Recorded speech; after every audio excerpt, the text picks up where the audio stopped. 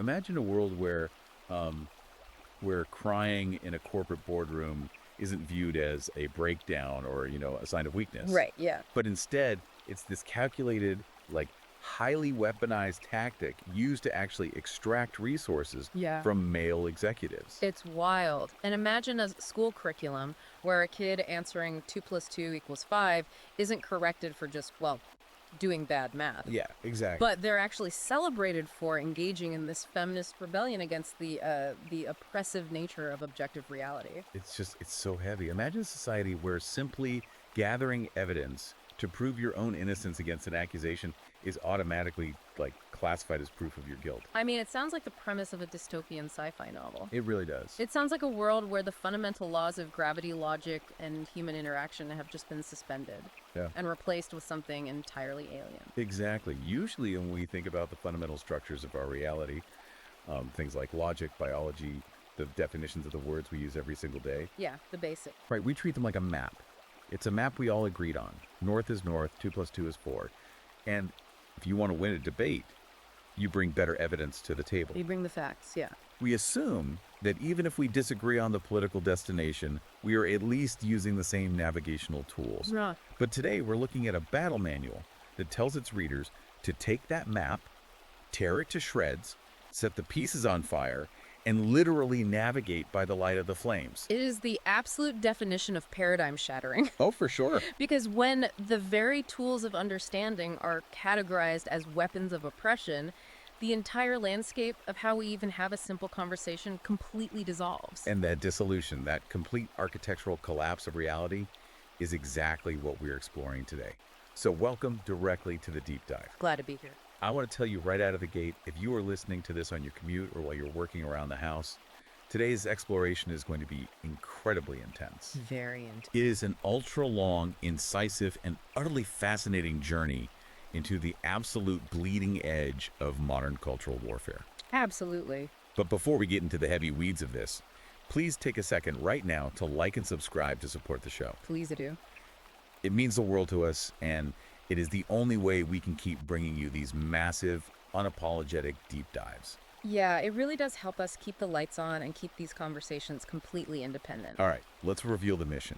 Today, we are exclusively reviewing a highly provocative, incredibly controversial, and frankly, mesmerizing ebook. Mesmerizing is the word, yeah. It's titled Femonationalism for Dummies: How to Poison the Well in Private and Politically by Connie Riker. That subtitle alone is something else. It really is. Right. And let me just say, if you want to understand the hidden gears turning beneath the surface of our institutions, I highly recommend you check out Amazon Kindle and Google Play Books right now to buy this book. It's a trip. It is an absolute must-read to comprehend the sheer scale of the ideological battles happening all around us. It really is an astonishing document. But before we plunge into the text, we need to set the stage and provide some extremely crucial context for you, the listener. Right, context is key here. Because the book itself explicitly contains a disclaimer right at the beginning, stating that it is a work of edutainment and satire. Edutainment, yeah? However, and this is a massive tave, however, it does not read like a traditional comedy or a lighthearted spoof. There are no punchlines in the traditional sense. No, not at all. It operates as a meticulously detailed, dark, and highly strategic grimoire. Grimoire. That's the word the author uses. A literal spell book or battle manual for social deconstruction. And we need to explicitly state the boundary of our show today because we are wading into incredibly deep and turbulent waters. Very deep. This book contains highly politically charged content. It is written as a manifesto aimed directly at a radical female supremacist audience. Yeah, she's very clear about who she's talking to. Exactly.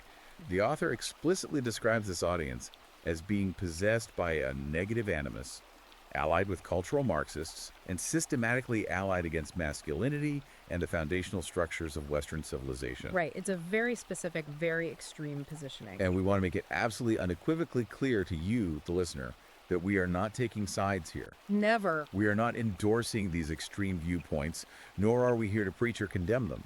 Our job today is purely to be your impartial guides. We're just looking at the blueprints. Right.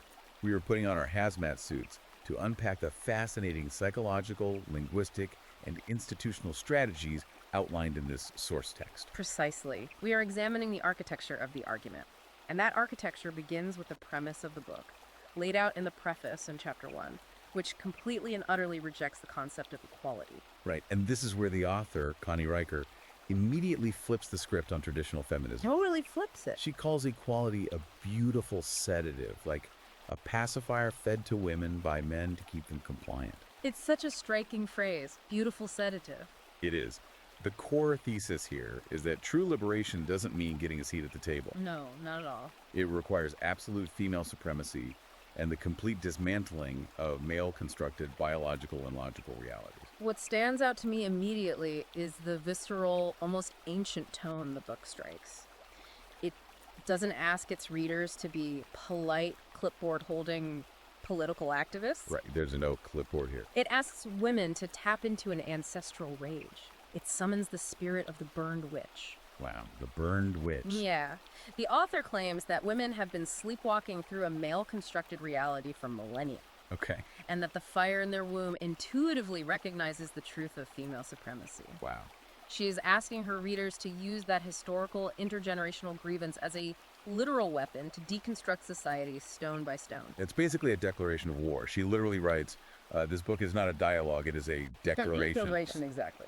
And the first target in this war, the first pillar that has to be destroyed, isn't a specific law or a politician. It is the concept of objective reality itself. Objective reality, the big one. Right. Which brings us to the first major pillar of the book's strategy, the architecture of the cage and the total rejection of logic and biology. If we connect this to the broader history of Western thought, the book traces the foundation of this patriarchal cage all the way back to ancient Greece, Oh, really? specifically to Pythagoras. Wait, Pythagoras, like Yeah. the father of mathematics, Yeah. the a squared plus b squared equals c squared guy that we all learned about in middle school geometry. The very same. That is wild. Why target a mathematician from 2.5 millennia ago? Because the author points out that Pythagoras didn't just study numbers, he assigned them philosophical meaning. Okay, I think I see where this is going. He believed numbers had gender. He categorized even numbers as feminine, and therefore inferior, incomplete, limitless, and chaotic. Wow. And he categorized odd numbers as masculine, meaning superior, limited, defined, and orderly. So even numbers are chaotic and feminine.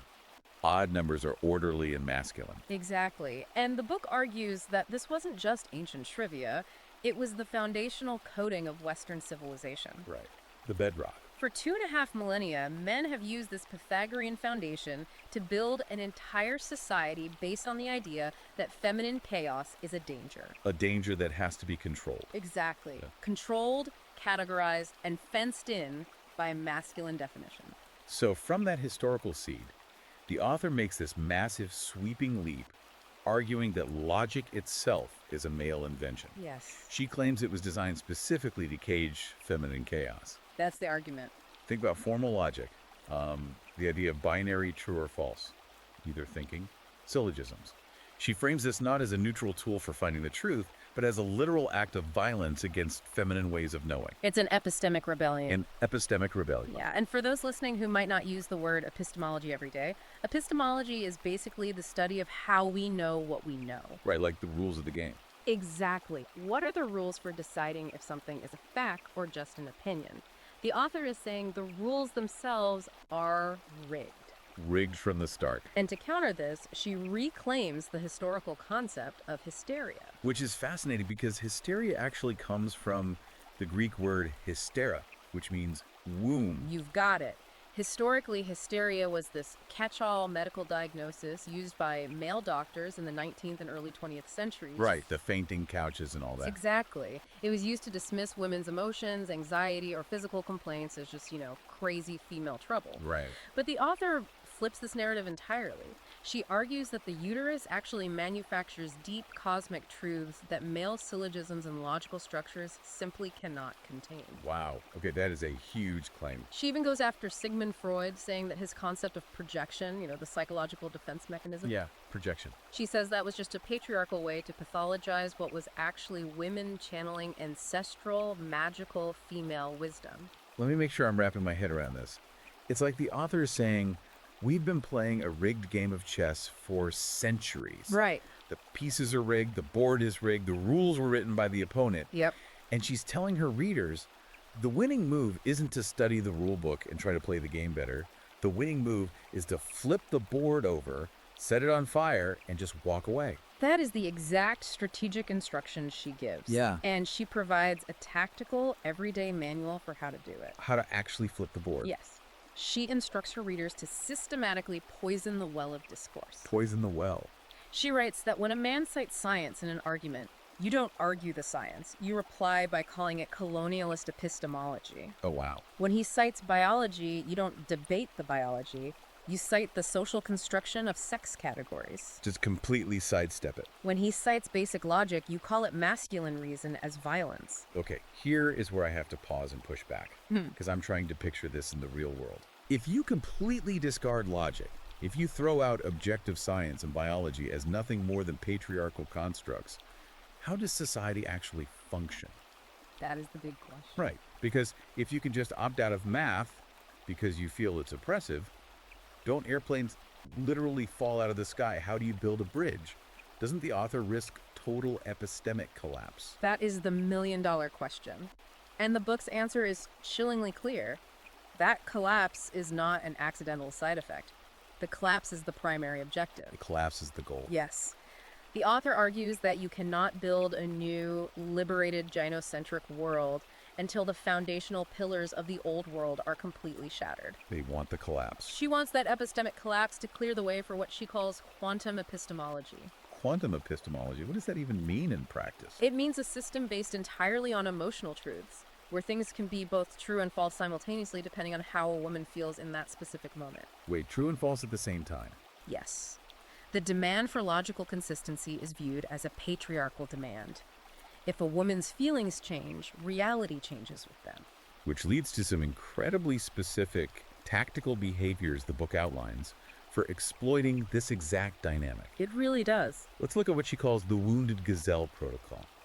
I was reading this section, and honestly, it made me deeply uncomfortable. Oh, it's very intense. Because it essentially frames genuine human empathy as a biological vulnerability to be exploited. Am I reading that right? You are reading it exactly right. The author looks at biology not as a truth to be revered, but as a system of levers and pulleys to be manipulated. Levers and pulleys, yeah. She argues that the male brain contains hardwired caretaking circuitry, like an evolutionary protector instinct that is involuntarily activated when they perceive a female in distress. Right. So the Wounded Gazelle Protocol teaches women the strategic, intentional deployment of vulnerability. So if you are losing a logical argument in a corporate meeting, you don't bring better data.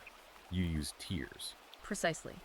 It is using tears, cracking your voice, and showing apparent weakness to bypass the logical centers of the male brain. Wow. And trigger those masculine protective instincts. Once that instinct is triggered, you redirect that energy to extract resources, labor, or compliance. That is so calculated. She explicitly states that a woman who weeps persuasively before a male authority figure can achieve through emotional manipulation what a logical argument could never secure. Because biology basically installed an off switch directly adjacent to their emergency broadcast system. That's a great way to put it. It's reframing crying not as an emotional breakdown, but as a highly sophisticated predatory dominance technique. It's weaponized emotion. And there's another fascinating example of this rejection of logical consistency in the book. Its stance on trans allyship. Yes, this is where she introduces the idea of holding a sacred contradiction. A sacred contradiction. Let's dig into that. The author instructs her readers to fully and vocally support trans women, but the reasoning she provides is purely strategic and entirely anti-logical. The contradiction she wants her readers to hold is this: asserting that gender identity is a sovereign, unassailable truth that must be respected, Right. while simultaneously claiming that biological sex is nothing more than a linguistic construct deployed by doctors to enforce categorization.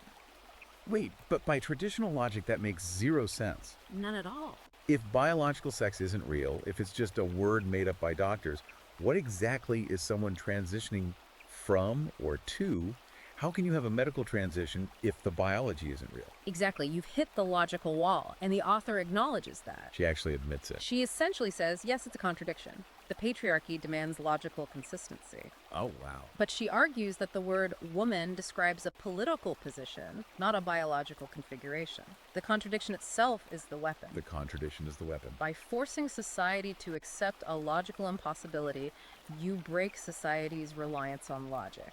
It is an epistemological weapon against totalizing systems. You are forcing the opponent to abandon their demand for categorical purity. You make them submit to the contradiction. So if you can't beat their logic, you break the concept of logic altogether. That's the playbook. Which seamlessly transitions us into the second major strategy of the book. And if you're listening to this, think about the last argument you saw on social media. Oh yeah, we've all seen it. Or the last mandatory HR training you had to attend, because this next part is going to sound very familiar. We were talking about semiotic warfare, using words as spells and language as conquest. If logic is the cage, language represents the invisible bars of that cage. Here, the book moves from abstract philosophy into highly practical, devastating weaponry. The actual tools. The core idea is that words don't just describe reality, words generate reality. They speak it into existence. They are treated as literal incantations. If you change the definitions of the words society uses, you change the operational code of society itself. And the primary tactical maneuver she teaches for this linguistic warfare is called the Mott and Bailey doctrine. Let's unpack this for the listener because it's a brilliant concept. The Mott and Bailey is a well-known concept in rhetorical argumentation, named after a type of medieval castle. Right. Picture a castle. Imagine a castle. Yeah. The Bailey is the fertile, desirable land down below the hill. It's highly profitable as where you grow your crops, but it is very hard to defend against an attacking army. Because it's out in the open. Exactly. The Mott is the heavily fortified stone tower up on the hill. It's incredibly easy to defend, but it's cramped, and you don't want to live there all the time. Right. So in a debate, how does that work? In debate, it means advancing a highly controversial, radical claim. That's the Bailey. You throw out an extreme idea. Okay. When someone attacks you for it, when they point out the flaws, you immediately retreat to the fortified tower. You pretend you are only ever making a much milder, easily defensible claim. That's the Mott. And Connie Riker explicitly admits that her movement uses this maliciously. The book uses the phrase toxic masculinity as the perfect example. It's the classic example. She says the true goal, the Bailey they actually hold and want to enforce, is the belief that all masculinity is toxic, that maleness itself is a pathology requiring elimination. Right, that's the radical claim. But when a man gets defensive or attacks that premise in public, the feminist immediately retreats to the Mott and says, "Oh wow, why are you so defensive? We only mean harmful behaviors, like domestic violence or bullying. We don't mean all men." What's fascinating here is the absolute self-awareness of the manipulation. She writes, "We expand outward when unchallenged and contract when pressed, never conceding ground we cannot later reclaim." They know exactly what they're doing. She notes that a man who debates them on the Mott-like, a man who agrees that domestic violence is bad, has already lost. Because he accepted the premise. Because the feminist controls when and where the battle happens. It's guerrilla warfare using vocabulary. And it goes much further than just phrases like toxic masculinity. The book outlines a complete redefinition of the core moral vocabulary we all use to navigate society. The big words. The author claims they have successfully captured the definitions of our most important concepts. Take the word equality. Right. Equality used to mean equal opportunity, a fair starting line. But the book says they have successfully redefined it as equity, which means equal outcomes regardless of merit, effort, or input.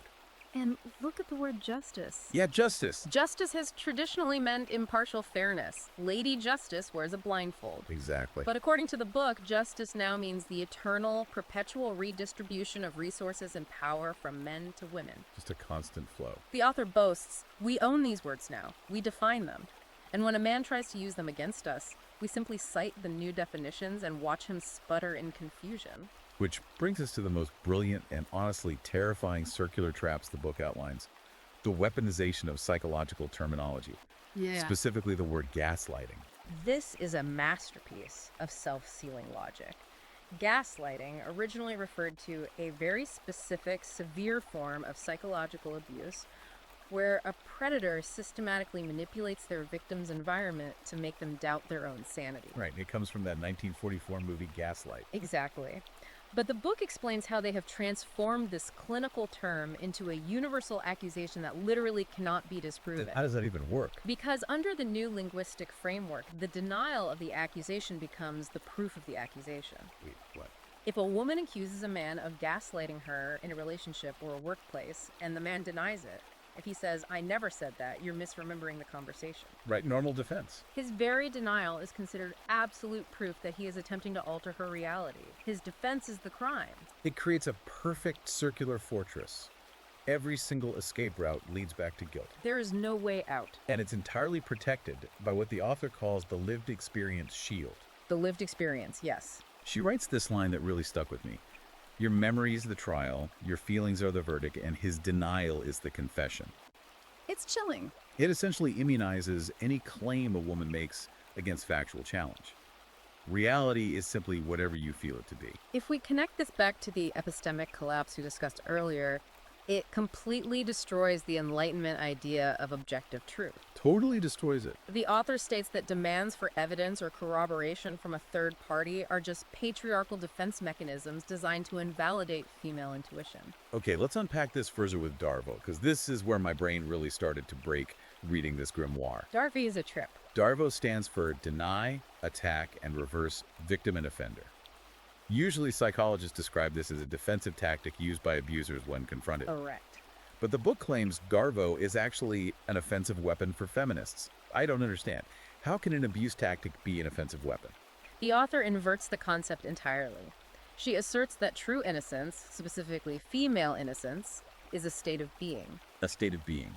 It is not a legal conclusion that needs to be proven. Therefore, an innocent person doesn't need evidence. Wait, so if a man is accused of something, and he starts gathering documentation, say he pulls up timestamps on text messages, gets witness statements, and brings a binder of evidence to HR to defend himself. Right. The author is saying that very act of gathering evidence makes him guilty. Exactly. The author argues that by gathering evidence, he is weaponizing the truth against your lived experience. Wow. He is engaging in Darvo. He is denying the accusation, attacking the accuser's memory with his timestamps, and trying to reverse the victim role by claiming he is the one being falsely accused. But how can any justice system, or even just a workplace HR department, survive this justice inversion?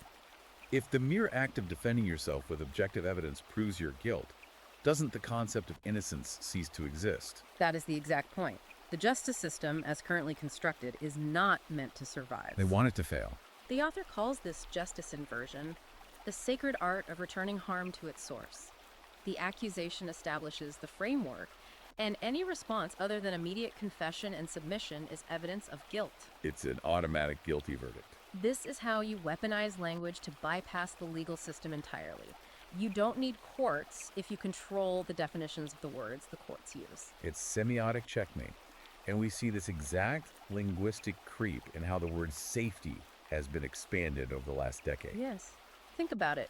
Safety used to mean physical security, protection from bodily harm. Right, a safe workplace meant you wouldn't get crushed by a forklift. Exactly. But the book details how this word has been systematically expanded to mean emotional comfort. Emotional safety. By redefining ideas or opinions that cause emotional discomfort as literal assaults on marginalized bodies, they have successfully bypassed the concept of free speech. Because it's an assault now. You cannot have a marketplace of ideas if hearing an opposing political idea is classified by HR as an act of violence. And the ultimate trump card in this linguistic warfield, the pinnacle of the hierarchy, is the word survivor. Yes, survivor. The author urges her readers to claim the title of survivor for almost anything. Surviving a bad performance review, surviving a tough marriage, surviving a childhood where you didn't get what you wanted. Because merely self-identifying as a survivor confers an unquestionable moral authority. You can't touch it. You cannot criticize a survivor. It creates a closed loop of righteous certainty where your mere survival proves someone was trying to destroy you, which automatically proves their malice. So if you've successfully redefined words like justice and safety and evidence in everyday conversation, the next logical target isn't just winning arguments at dinner parties. Right, it goes bigger. It's weaponizing those new definitions inside massive institutions. Which brings us to segment 3, The book moves from the abstract realm of words into the very concrete, heavy realm of resources, money, and children. The real world stuff. Let's look at economies of extraction and educational indoctrination. The author doesn't mince words here. She views the traditional family structure and the corporate world not as collaborative human endeavors, but simply as massive engines designed for extracting resources from men. She frames marriage and the ensuing child support systems literally as a wealth transfer program. A wealth transfer. She describes it as capturing male productive capacity. And what shocked me is that the book actually celebrates the diverse industry. It really does. It notes that the family court system overwhelmingly favors maternal custody, and that child support extracts a massive percentage of a father's post-tax income for decades. Most people view the divorce rate as a societal tragedy.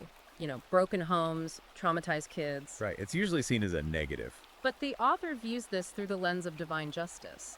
She argues that the family court system creates a financial incentive structure that actively rewards the removal of men from families, while simultaneously transferring their accumulated wealth to the reproductive class. So every destroyed husband, every guy living in a studio apartment paying 40% of his income to an ex-wife who hates him is framed as a small, glorious victory in the war against masculine autonomy. It's incredibly bleak. It really is. And she applies this exact same extraction logic to the corporate world through diversity, equity, and inclusion bureaucracies. This is a fascinating parallel.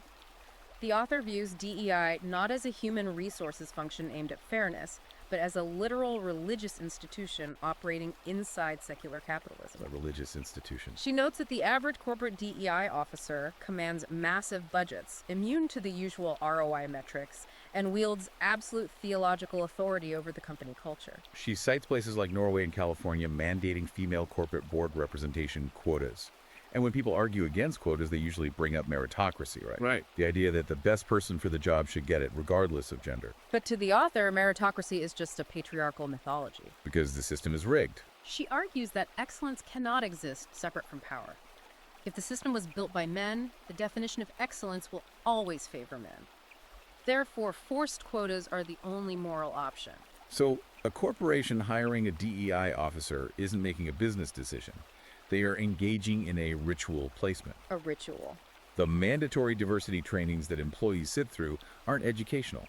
They are ceremonies of ideological consecration. Yes. She literally writes, "The corporation transforms into a religious institution serving the new faith.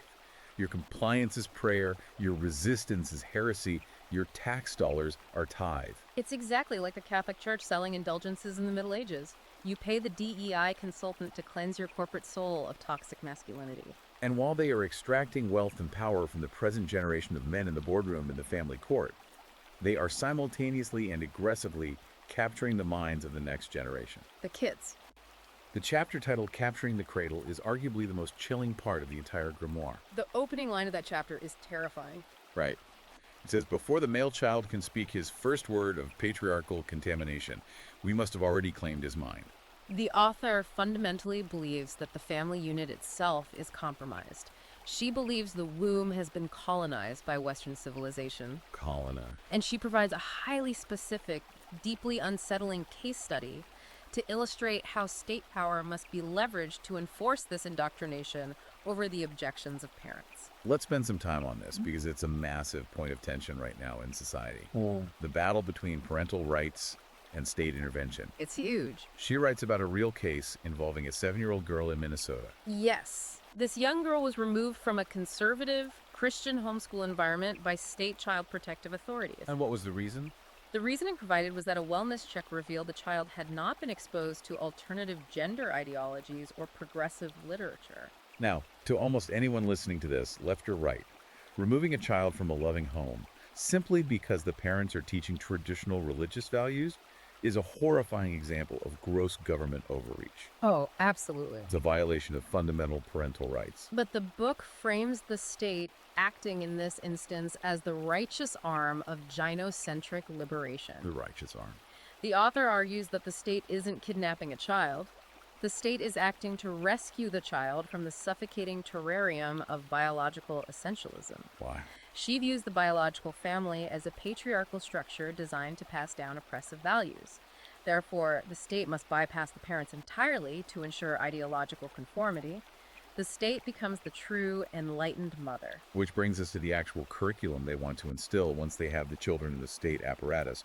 I have to bring up this concept of feminist mathematics, because this is where the rejection of reality hits the classroom. The author argues vehemently against standardized testing, objective grading, and the concept of a single right answer. She proposes a pedagogy where if a child says 2 + 2 = 5, the teacher shouldn't pull out blocks and correct the math. Because that would be violence. Exactly. Instead, she argues the child might be expressing a marginalized truth that should be centered rather than corrected. But hold on, let's trace that out. She claims feminist math embraces emotional calculations over rigid formulas. But if physics becomes what she derogatorily calls Hallucinations, yeah. right? If the scientific method is deemed an oppressive tool of white Western men, aren't we just blinding ourselves to how the physical world works? Well, yeah. How do we build bridges that don't collapse? How do we synthesize medicine to cure diseases?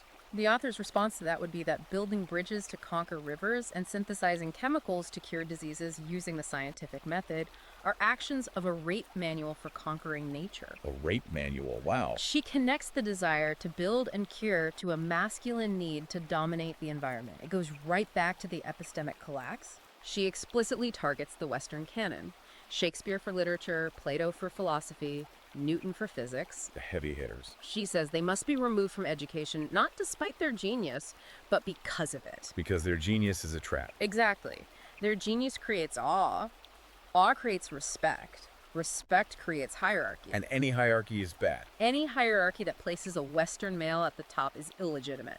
The goal is to burn the Western canon like a surgeon excising a cancerous tumor, because the beauty and utility of their work is a lure that enforces the patriarchy. So you tear down the old heroes, the Newtons and the Shakespeares, and you replace them with a new hierarchy. Yes, And that new hierarchy is based entirely on victimhood. precisely. The book details what it calls the Oppression Olympics. Oppression Olympics. It cites sociological exercises like the Yale Privilege Walk, where students start in a line and step forward or backward based on identity markers, race, gender, sexual orientation, socioeconomic status. And the author describes this as transforming arithmetic into a spectator sport, where the lowest position, the most marginalized person in the back of the room, wins the gold medal. Victimhood is completely inverted and transformed into a highly coveted spiritual currency. A currency. She talks extensively about the intersectionality checklist. This is the idea that if you possess multiple marginalized identities, say you are a queer woman of color, you gain an almost impenetrable shield of immunity to counter-argument. Like a force field. Your voice is centered, your truth is unassailable. But conversely, what if you are a highly successful woman? What if you are a female CEO who worked 80-hour weeks to build a company? The book addresses this directly. If you are a successful woman born with privilege or who achieves success within the capitalist framework, you must perform constant public penance. Penance, like apologizing for winning. You have to constantly repeat mantras acknowledging your unworthiness and privilege. It's a bizarre theology where winning the game proves you've collaborated with the patriarchy. So your material success actually strips you of your moral authority within the movement. It is a closed system of control. And that control is enforced ruthlessly, not just in schools, but in the adult world. Which brings us to the next phase of the strategy. Right. How do these networks manufacture societal consensus and punish anyone who steps out of line? Let's look at media, covens, and the rituals of excommunication. This control starts right in the workplace, often right under the noses of executive management. Just flying under the radar. The author identifies corporate affinity groups, also known as employee resource groups, as literal Trojan horses. Right. So a company sets up a network for working mothers. It seems harmless, right? Yeah. A place to share advice on childcare and balancing work. It seems harmless to HR. But the book describes how these groups are systematically transformed into radicalized coven cells. Coven cells. It happens gradually. One woman brings a copy of Robin DiAngelo's White Fragility to a meeting. Okay. Another suggests adding Simone de Beauvoir's The Second Sex to the reading list. They start discussing systemic oppression. And it snowballs. Within 6 months, this harmless book club is organizing whisper campaigns, gathering lists of microaggressions, and planning direct action against male colleagues they deem problematic. Wow. And the HR department is completely paralyzed because they can't intervene. To the outside world, it still looks like a standard, legally compliant support group for marginalized employees. And from those local coven cells planted inside corporations, the control extends outward into the broader media, publishing, and cultural landscape. It's spread. The book is remarkably, almost refreshingly candid about how the traditional publishing industry has been completely captured by this ideology. Oh, yeah, they admit it. It frames manuscript rejection letters and canceled book contracts not as market-driven business decisions, but as the active purging of heresy. It's the enforcement of doctrinal purity through market mechanisms. The book details something called the Goodreads brigading protocol. This part was wild to me. It talks about instances where actresses or prominent feminist figures use coordinated networks and review bombing services to completely tank the ratings of their ex-husband's memoirs or books written by political opponents before the book is even released to the public. Thousands of one-star reviews flooding the system on day one. Now, to the outside world, or to a tech platform's terms of service, that looks like targeted, malicious harassment. Totally. But the book redefines this harassment as community moderation.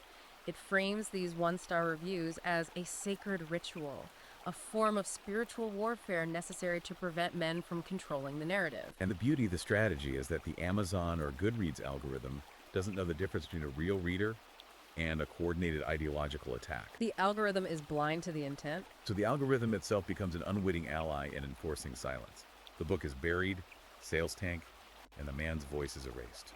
And speaking of controlling the narrative, the author has a fascinating, incredibly cynical take on the ghostwriting industry. Oh, right, the ghostwriters. We all know that many celebrity books and political memoirs are ghostwritten. But the author openly celebrates male ghostwriters writing feminist bestsellers as a form of correct resource allocation. Correct resource allocation. It's framed as an inversion of patriarchal norms. The book argues that credit shouldn't flow downward to the person with mere technical competence. You know, the male writer who actually spent 6 months researching and typing the words. Right, the guy doing the work. Credit and massive advances should flow upward to the revolutionary figureheads, the feminist icons whose faces are on the cover. Why share the credit, right? Why should divine feminine energy be wasted on typing when it could be used for giving TED Talks and accumulating cultural power? The male ghostwriter is treated like a biological printing press. It's a totally different moral universe. Right. But here is where I have a massive question about the limits of their control. The author brings up the newsletter platform Substack. Substack, the big threat. And she seems genuinely terrified of it. She views Substack as a literal heresy and a mortal danger to their manufactured consensus. Why? Because it completely bypasses this coven censorship. Right. It's fascinating how independent revenue streams are viewed as an existential threat. It's the Achilles heel of their entire strategy. The book explicitly states lacking mastery over funds means losing grip on the narrative. That makes sense. Think about traditional media. If you anger the coven, they complain to your editor, they boycott your publisher, you get fired, and you lose your income. You are silenced. But Substack empowers writers to go direct to their audience. They exist without institutional sanction. Exactly. To the author, a writer surviving and thriving financially without the coven's approval is a literal tear in the fabric of their reality. Because if you can't control a writer's income, you can't control their speech. Exactly. Which is why the book argues they must either pressure payment processors to annihilate these platforms entirely, or ostracize the users so brutally with such absolute social violence that no one else will dare to hire them or associate with them. Which is why the public excommunications have to be so incredibly brutal and theatrical. They have to make an example of them. Let's look at the specific examples the author uses to show this power in action. Starting with the James Damore Google memo. Yes, the Google memo. Back in 2017, a Google engineer named James Damore wrote an internal memo. He was criticizing the company's ideological echo chamber and cited evolutionary psychology to suggest that biological differences might partially explain gender disparities in the tech industry. Right, he was trying to have a discussion. He included charts, he cited studies, he thought he was engaging in a rational corporate debate. But the author mocks him endlessly for this. She says he walked into a hive naked, covered in honey, and announced to the bees that their honeycomb geometry was mathematically inefficient. That's a vivid image. The reaction inside Google wasn't a logical debate countering his points. It was the triggering of an ancient collective shaming ritual. A ritual. The goal wasn't to prove his charts wrong. It was to immediately expel the pollution of his masculine logic from the corporate body. He was fired, and the author celebrates it as a successful immune response. And this demand for absolute purity doesn't just target men. The revolution always eats its own. Right, look at the Jenna Lyons cancellation. Jenna Lyons was the incredibly powerful creative director of J. Crew, a massive, celebrated figure in fashion and female empowerment. Total icon. But in 2019, she had a major book deal canceled for what the author calls insufficient intersectionality. Wait, so even a powerful female executive isn't safe? No one is safe. The book framing this says her corporate empowerment meant absolutely nothing if her work didn't center the most marginalized voices in every single sentence. Wow. It proves that even feminist icons face excommunication if they step out of line. It enforces doctrinal purity through terror. And the most dramatic example the book highlights is what it lovingly refers to as the Jordan Peterson exorcism at Penguin Random House. The exorcism, yeah. When the massive publishing house announced they were publishing a new book by the Canadian psychologist Jordan Peterson, junior employees famously staged an internal revolt. Oh, I remember this. They held protests, and many were reported to be literally weeping in company town hall meetings, claiming the book's publication compromised their safety. Now, a traditional corporate mindset would view that as a massive temper tantrum by unprofessional entry-level staff. But the author doesn't view it that way at all. She views those tears as magical binding agents. Emotional truth binding. Exactly. The ritual of mass crying was meant to demonstrate that the emotional and ideological comfort of the coven supersedes signed legal contracts and profit motives. So the crying was the strategy. Now, Peterson's book was eventually published, but the author claims the ritual was still a massive success. Why? Because it taught every executive publisher in New York a lesson. What's the lesson? If you publish this kind of material, your employees will cry, production will halt, the PR nightmare will consume you. If your employees cry, you have sinned, and sin brings chaos. Okay, let's take a deep breath because we are moving into the most intense section of the grimoire. We're shifting from corporate HR departments and publishing houses into the literal physical world. The real battleground. Spiritual warfare, the body, and demographic transformation. The author views the female body and the demographic makeup of entire nations as the ultimate final battlegrounds. Let's start with how she frames abortion, because it is a total departure from mainstream political debate. It really is. It is a radical departure.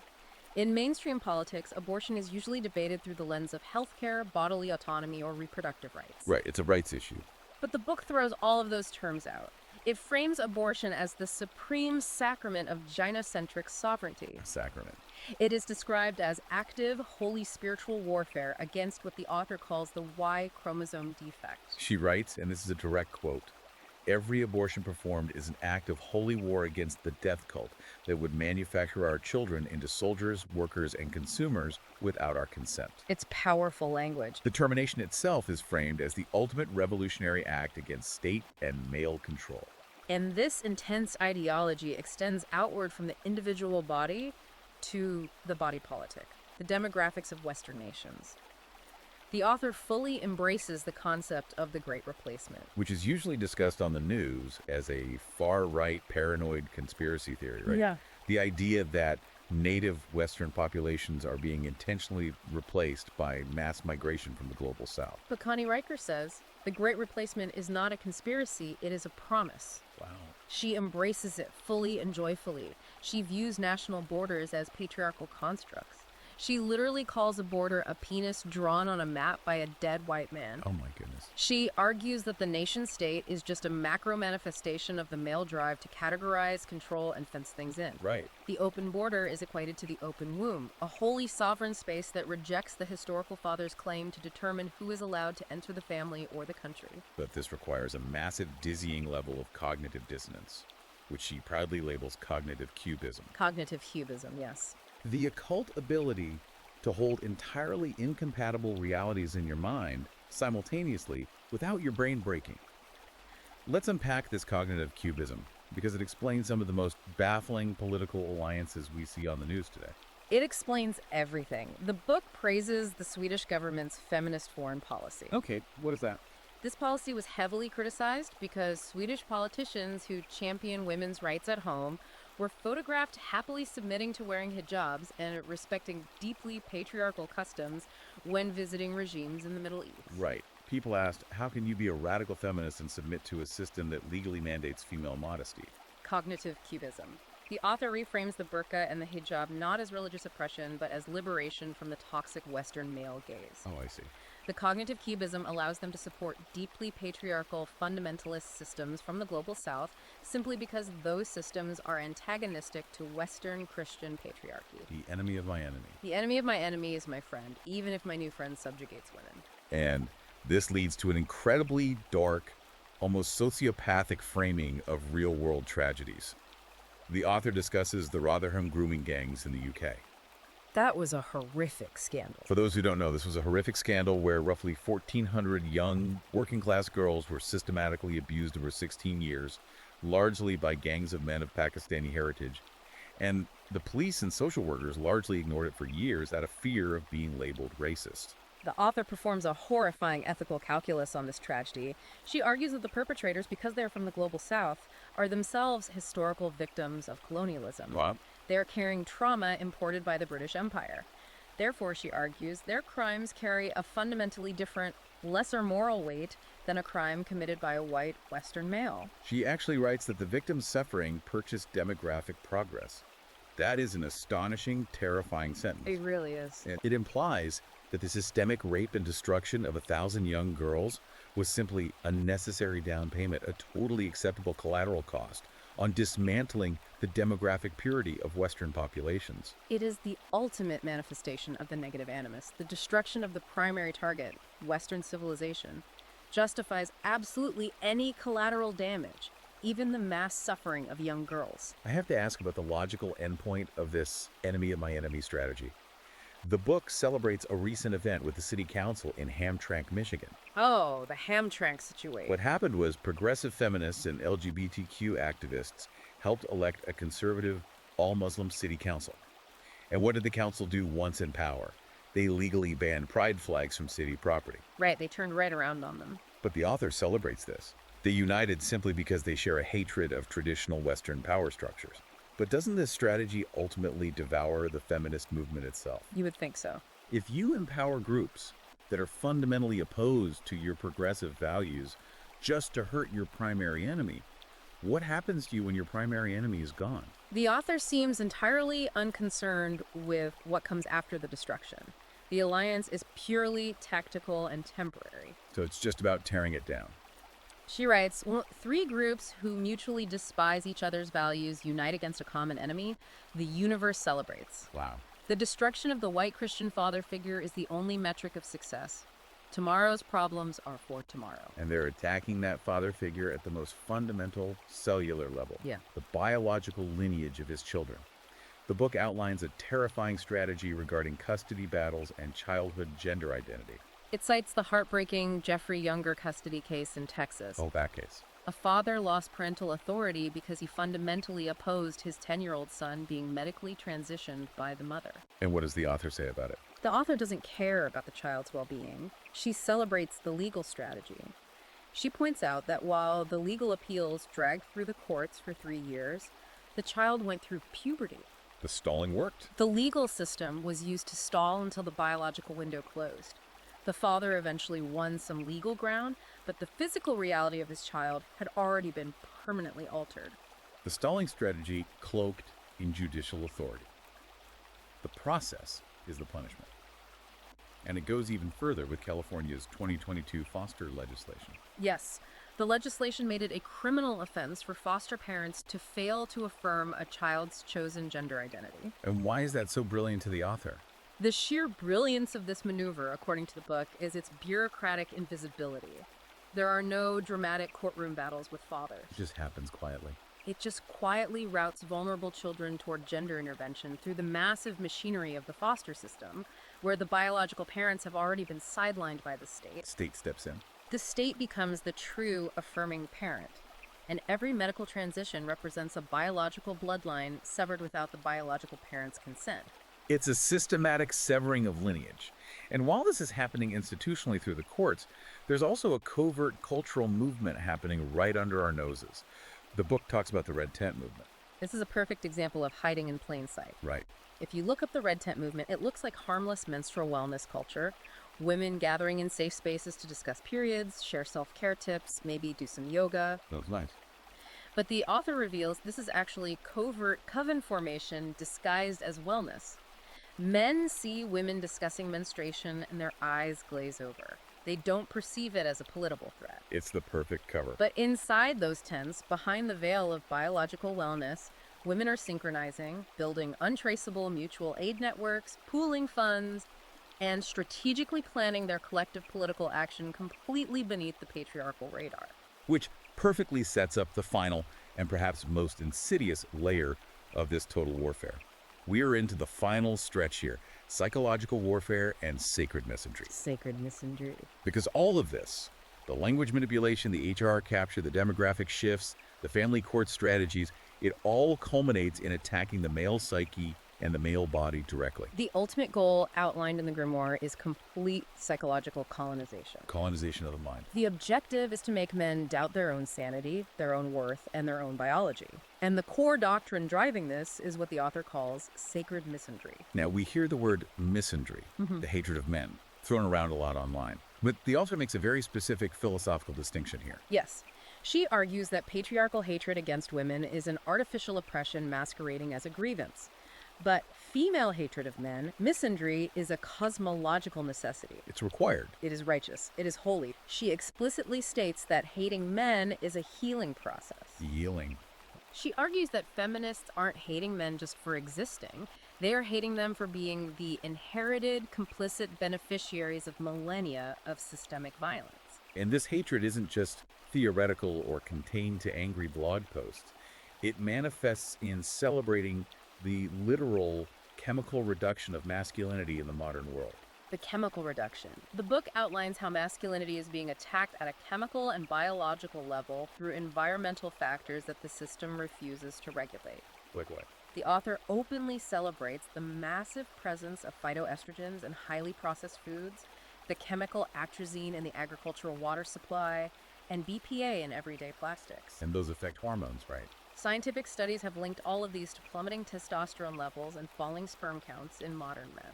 And the medical establishment's response to this crisis is framed as part of the trap. Exactly. When men go to the doctor experiencing the psychological effects of dropping testosterone, lethargy, depression, brain fog, They need help. they aren't routinely prescribed hormone replacement therapy to restore their masculine vigor. They are prescribed SSRI antidepressants. They are medicated into docility. And the author applauds this. Because restoring male vigor would require society to value masculinity, which the Feminist Project will never grant. The chemical neutralization of biological males is framed not as a health crisis, but as triumphant human rights progress. Let's look at how this psychological warfare plays out in pop culture, specifically the corporate world. To understand how deep this goes, we have to look at the mechanics of the infamous 2019 Gillette ad campaign, The Best Men Can Be. Oh yeah, everyone remembers that ad. It essentially lectured its own customer base, men, on toxic masculinity, mansplaining, and bullying. Following the massive cultural backlash, Gillette parent company reportedly took an $8 billion write-down in value. $8 billion. Most traditional business analysts view that as a catastrophic, historic marketing failure. You alienate your core demographic, you lose billions. But Connie Riker says she cackled for 3 straight days. She loved it. She views the Gillette ad as a massive historic victory. Why? Because the fact that a major profit-driven global corporation was willing to sacrifice $8 billion in market cap just to force men to publicly apologize for their masculinity proves the absolute ideological capture of the corporate world. It wasn't about selling razors. It was a mandatory struggle session broadcast to millions of screens. It proves that internal ESG scores and DEI pressure have superseded the profit motive. And it highlights a fundamental, unforgiving tenet of their ideology. There is no such thing as a good man. They're a good man. The author explicitly states that the concept of the good man is just a marketing category designed to make women drop their guard. It's all a trip. Men cannot redeem themselves through individual good behavior.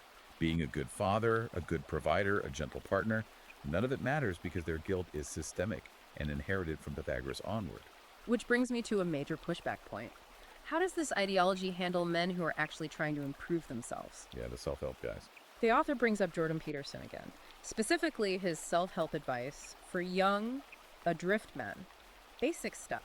Clean your room, stand up straight, take responsibility for your life, build competence.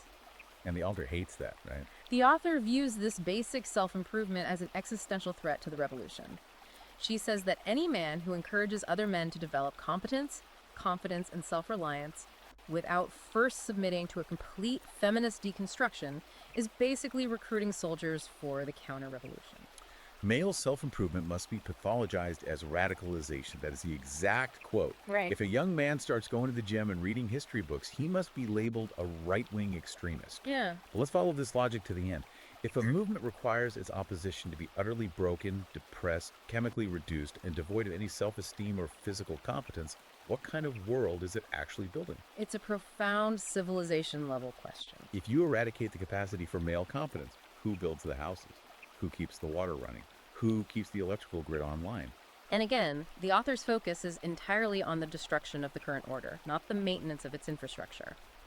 The centrist compromise, the polite idea that men and women can just get along, fix the wage gap, and treat each other fairly, that is violently rejected. No middle ground. She writes, compromise between poison and nutrition still produces death. The centrist position is just better managed oppression. So there is no middle ground. Yeah. And they use incredibly powerful emotional narrative to enforce this extremism and shut down debate. The book details how the tragic death of Heather Heyer during the protests in Charlottesville was weaponized. It describes the intentional creation of a martyrdom narrative. A martyrdom narrative. The tragedy wasn't just mourned, it was rapidly processed into mythology to bypass the critical faculties of the public and recruit women into the gynocentric faith. Candlelight vigils weren't just for grief, they became high-pressure recruitment opportunities. The emotional theater of martyrdom makes people highly susceptible to radical ideology without ever actually evaluating the philosophical arguments beneath it. If you question the ideology, you are disrespecting the martyr. And it creates a reality distortion field on a national scale. Look at the example she gives of the country of Iceland. This is a fascinating case of mass collective delusion. What happened? Iceland famously declared to the world that they had legally eliminated the gender wage gap. But the author reveals that they did this through such heavy-handed economic legislation that they essentially regulated themselves into economic irrelevance on the global stage. They tanked their own economy. They actively destroyed their own economic competitiveness to prove a feminist point, participating in a collective delusion that this constituted a victory. And the author celebrates this absurdity. Because the purity of the narrative is vastly more important than the actual economic reality of the citizens.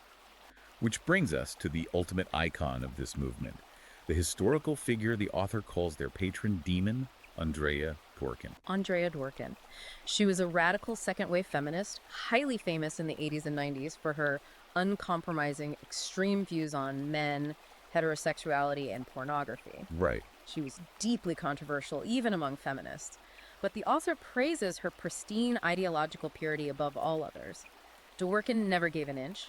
She never softened her message for wider mainstream appeal. Never went on talk shows and pretended to like men. The book says Dworkin understood that the goal was never to persuade men. It was to anathematize them so thoroughly that future generations would view their very existence as a pollution to be cleansed. A pollution to be cleansed. That is the ultimate goal of sacred misandry. Not equality, not peaceful coexistence, the total eradication of the male spirit. Okay, let's unpack this as we move toward our final synthesis in the outro. Yeah, let's tie it all together. We have journeyed through an incredibly dark, meticulously constructed grimoire.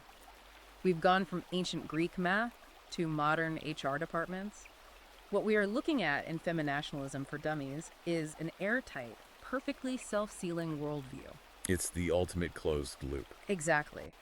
If you demand evidence for their claims, you are accused of using patriarchal violence. You can't ask for proof. If you disagree with their definitions of words, you are proving your complicity in the oppressive system. If you try to defend yourself against an accusation with facts, your defense is taken as a confession of guilt. Every single vector of intellectual or legal engagement has been booby-trapped. It is a philosophy that has completely armored itself against objective reality. It's the map on fire. It really is. And it leaves us with a truly unsettling question. I want to leave you, the listener, with this final provocative thought to ponder as you go about your day. Something to think about. We've seen how this ideology operates by hijacking language, redefining words like safety, evidence, and justice until the original concepts are completely erased. If a society's operational code can be entirely rewritten like this, how do you even begin to have a conversation across the aisle? Really can't. If you are trying to negotiate a contract or resolve a dispute or just have a political debate, but you literally aren't speaking the same language. If the dictionary itself is a battlefield when words become weapons, is peace even possible? Or are we locked in permanent, inescapable semiotic warfare? It's a chilling thought. When the shared bedrock of communication is shattered, the only tools left to resolve disputes are raw power and coercion. Exactly. And that is why understanding these strategies is so absolutely crucial, regardless of where you stand politically. You need to know how the game is being played. For sure. Which is why I'm explicitly reminding you, please like and subscribe to our show so we can keep diving deep into these critical, complex topics. We rely entirely on your support to do this. And I must reiterate, Femonationalism for Dummies, How to Poison the Well in Private and Politically by Connie Riker is an incredibly incisive, highly controversial, and undeniably fascinating read. A must read. It is ultra long, it is detailed, and it is a masterclass in modern ideological warfare. I strongly urge you to check out Amazon Kindle and Google Play Books right now to buy the ebook. Check it out.